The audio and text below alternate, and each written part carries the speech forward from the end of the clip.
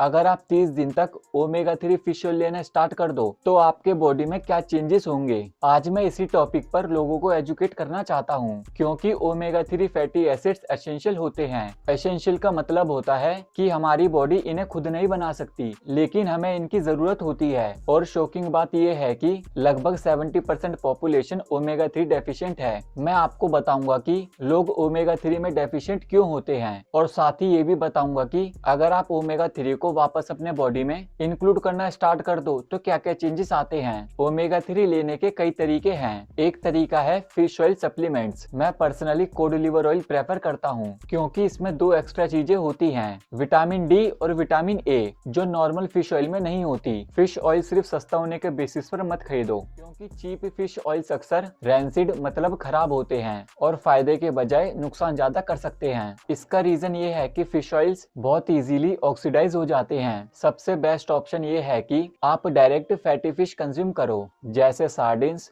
Organ meets और eggs. अब मैं ये भी मेंशन करना चाहता हूँ कि वॉलनट्स, फ्लैक्सीड, हेम्पसीड और चिया सीड्स, लोग कहते हैं कि इनमें ओमेगा 3 होता है, लेकिन रियलिटी ये है कि ये डायरेक्ट ओमेगा 3 नहीं होते। इनमें एक चीज होती है जिसे ALA कहते हैं, जो बॉडी के अंदर जाकर ओमेगा 3 फैटी एसिड्स में कन्वर्ट होती है, लेकिन ये कन्वर्शन काफी लिमिटेड होता है। ओमेगा 3 फैटी एसिड्स बॉडी के अंदर जाकर EPA और DHA में कन्वर्ट होते हैं। EPA का मेन काम होता है इन्फ्लेमेशन को कम करना। आजकल बहुत लोग इन्फ्लेमेशन से सफर करते हैं, जॉइंट्स में इन्फ्लेमेशन, अर्थराइटिस में रिलीफ, हार्ट में इन्फ्लेमेशन, हार्ट हेल्थ बेटर होती है। फिर आता है DHA, जो ब्रेन के लिए बहुत इंपॉर्टेंट है। एक्चुअली ब्रेन का लगभग 20% DHA से बना होता है, स्पेशली ग्रे मैटर और सेरिब्रल कॉर्टेक्स। इसीलिए fish oils memory, cognitive function, attention, focus और लर्निंग के लिए बहुत अच्छे होते हैं। ये किड्स के लिए भी काफी बेनिफिशियल होते हैं, लेकिन प्रॉब्लम ये है कि बहुत से बच्चे फिश या फिश ऑयल कंज्यूम नहीं करते। इसी वजह से आपके पेरेंट्स या ग्रैंड पेरेंट्स आपको कोड लिवर ऑयल दिया करते थे। ये एक पुराना और वेल नोन रेमेडी है। नॉर्डिक कंट्रीज में, जहाँ विंटर्स बहुत लंबे होते हैं और सनलाइट कम मिलती है, लोग traditionally code liver oil use करते थे, क्योंकि विंटर में विटामिन डी डेफिशिएंसी हो जाती है। जब विटामिन डी कम होता है तो लोग डिप्रेस्ड फील करते हैं और अर्थराइटिस के सिम्टम्स भी वर्स हो जाते हैं। इसलिए विंटर के टाइम कोड लिवर ऑयल या फैटी फिश कंज्यूम करना बहुत हेल्पफुल होता है। एक और इंटरेस्टिंग बेनिफिट स्पेशली किड्स के लिए है, अस्थमा और एलर्जीज में इंप्रूवमेंट। ये लंग्स की इन्फ्लेमेशन को कम करता है। सोचिए एलर्जी होती क्या है, बेसिकली ज्यादा इन्फ्लेमेशन। साथ ही विटामिन डी जो कोड लिवर ऑयल में होता है, one of the most powerful anti inflammatory nutrients है और अस्थमा के लिए बहुत इंपॉर्टेंट है। इसीलिए आपने नोटिस किया होगा, जब अस्थमैटिक किड्स ज्यादा सनलाइट में रहते हैं तो उनका अस्थमा कभी कभी रिमिशन में चला जाता है। अगर आप रेगुलर ओमेगा 3 कंज्यूम करें तो क्या क्या इंप्रूवमेंट्स हो सकती हैं। नॉर्मली लोग ओमेगा 3 हार्ट प्रॉब्लम्स या ब्रेन इश्यूज के लिए लेते हैं, लेकिन ये और भी बहुत चीजों में हेल्प करता है। रेगुलर यूज से आप नोटिस कर सकते हो ड्राई आईज का खत्म होना। विटामिन ए के साथ ओमेगा 3 यहाँ बहुत इफेक्टिव है। डर्माटाइटिस, स्पेशली जब स्किन ड्राई और स्केली हो, ओमेगा 3 डेफिशिएंसी से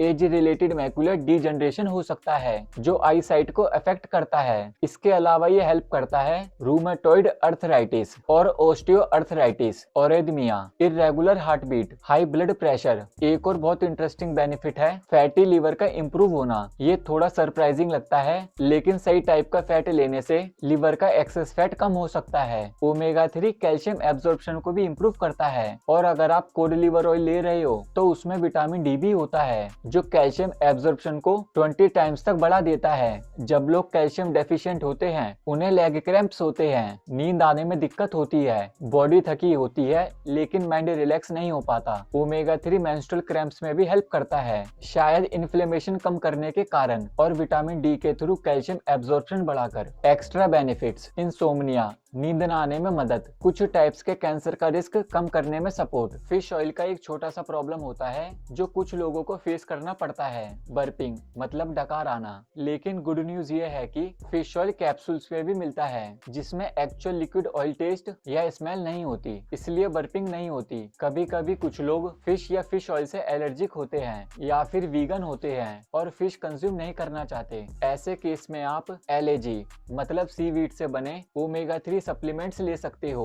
एक्चुअली फिश खुद ओमेगा 3 नहीं बनाती, वो फाइटोप्लैंक्टन खाकर ही ओमेगा 3 लेती हैं। एक बहुत सिंपल टेस्ट होता है, सिर्फ एक छोटा सा ब्लड ड्रॉप, उसे एक पेपर पे डाल के लैब में भेज देते हैं। वो लोग चेक कर लेते हैं आपके ब्लड में ओमेगा 3 कितना है। इस टेस्ट में आपको ओमेगा 3 और ओमेगा 6 का रेशियो भी मिलता है। ये पॉइंट बहुत ज्यादा इंपॉर्टेंट है। इस ग्राफ को देखिए, ये सोया ऑयल का है जो एक ओमेगा 6 फैटी एसिड है, जो आपको समझना जरूरी है। ओमेगा 6 फैटी एसिड्स ओमेगा 3 के साथ कम्पीट करती हैं। मुझे लगता है कि लोगों में ओमेगा 3 डेफिशिएंसी का मेन रीजन सिर्फ ये नहीं है कि वो ओमेगा 3 कम लेते हैं, बल्कि ये भी है कि वो ओमेगा 6 बहुत ज्यादा लेते हैं। Omega 3 fatty acids highly inflammatory होती हैं और ये इन ऑयल्स में ज्यादातर मिलती हैं। सोया oil, corn oil, canola oil, cotton seed oil. Ideally omega 6 omega 3 का रेशियो 1:1 होना चाहिए, लेकिन रियलिटी में ज्यादातर लोग 30:1 के रेशियो पे होते हैं, यानी ओमेगा 6 बहुत ज्यादा, ओमेगा 3 बहुत कम।